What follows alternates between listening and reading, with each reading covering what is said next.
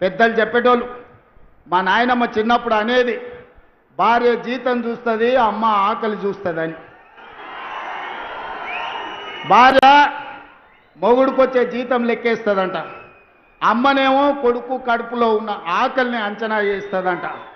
ఆ అమ్మ పాత్ర సోనియమ్మ పోషించి ఈ బిడ్డలకు ఆకలి ఉండొద్దు, ఆహార భద్రత చట్టాన్ని తేవాలి, పేదవాడిని ఆదుకోవాలని సోనియమ్మ ఆహార భద్రత చట్టం తెస్తే దొడ్డు బియ్యాన్ని సన్న బియ్యం ద్వారా ఆ ఆకలి తీర్చాలని పెద్దలు మిత్రులు ఉత్తమ్ కుమార్ రెడ్డి గారు సివిల్ సప్లైస్ కార్పొరేషన్ ద్వారా ఈ రోజు దేశంలోనే మిత్రులారా 10 ఏళ్ళు మేధావుల మన్నోళ్ళు, 80,000 పుస్తకాలు చదివినోళ్ళు, తెలంగాణ మూల మూలన నరాన నాకు తెలుసు ఎవరికి తెలుసు అని అడిగినోడు 10 ఏళ్ళలో ఎన్నడన్న సన్నబియ్యం పేదోళ్ళకి ఇవ్వాలని ఆలోచన చేసిండా?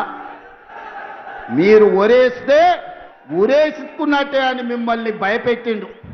ఆయన ఫామ్ హౌస్లో 1000 ఎకరాల వరి పండించి, మిత్రులారా ఇది బాగా తెలంగాణ రైతాంగం వినాలి, ఆనాటి మాజీ ముఖ్యమంత్రి గారు ప్రజలకు విజ్ఞప్తి చేసిండు, మీరు వరి వేయొద్దు, మేము ఒట్లు కొనాం, ఒకవేళ ఊరేసుకుంటే మీరు ఊరేసుకున్నట్టే అని.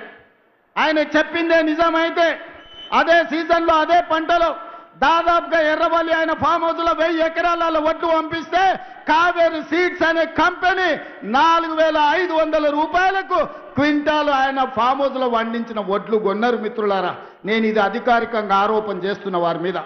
నేను అడుగుతున్న తెలంగాణ రైతాంగాన్ని, మనం పండించిన ఒట్లు 2,000 కొనేటాడు దిక్కు లేదు, రైతులు ఉరేసుకుంటుంటే ఒట్లు కొనక చంద్రశేఖరరావు గారు ఫామ్ హౌస్లో పండించిన ఒట్లు 4,500 రూపాయలకు క్వింటాల్ కొన్నారంటే అవి ఒట్లా లేకపోతే అందులో బంగారం పండుతుందా అని నేను అడుగుతున్నా.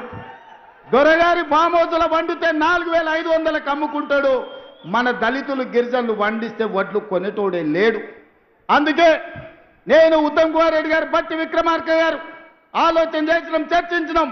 ఎంత ఖర్చైనా పర్వాలేదు, ఎన్ని కోట్లైనా పర్వాలేదు, పేదలు పండించిన ప్రతి చివరి గింజ వరకు ప్రభుత్వమే కొంటుంది. సన్న ఒట్లు పండిస్తే 500 బోనస్ ఇస్తామని చెప్పి నిర్ణయించి ఇవాళ 500 రూపాయల బోనస్ ఇస్తున్నాం. నల్గొండ వాళ్ళు తెలివైన వాళ్ళు, చైతన్యం ఉన్నోళ్ళు ఏదైనా అడ్వాన్స్గా అందిపుచ్చుకుంటారు. అందుకే 12 లక్షల వరి పండిస్తే మీ వాళ్ళే 8 లక్షలు ఇవాళ సన్న ఒట్లు పండిస్తూ రాష్ట్రంలోనే అత్యధికంగా సన్న ఒట్లు పండించేది నల్గొండ జిల్లా. ఇవాళ అత్యధికంగా రుణమాఫీ జరిగినా, అత్యధికంగా సన్న ఓట్లకు బోనస్ వచ్చినా అది నల్గొండ జిల్లాకే అత్యధికంగా వచ్చింది. అది మీ చైతన్యానికి, మీ పట్టుదలకు మారు పేరు.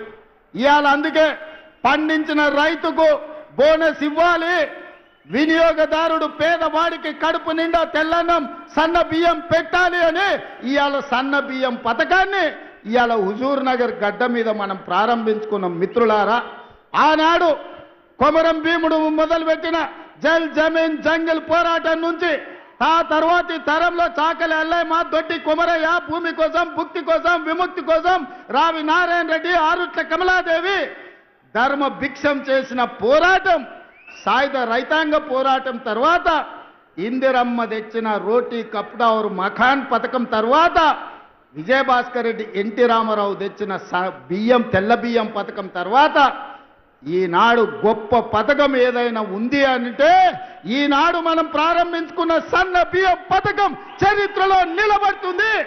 ఆ చరిత్రకు హుజూర్ నగర్ వేదిక కావడం తెలంగాణ ప్రజల యొక్క అదృష్టం అని చెప్పి ఈనాడు నేను చెప్పదలుచుకున్న. మిత్రులారా,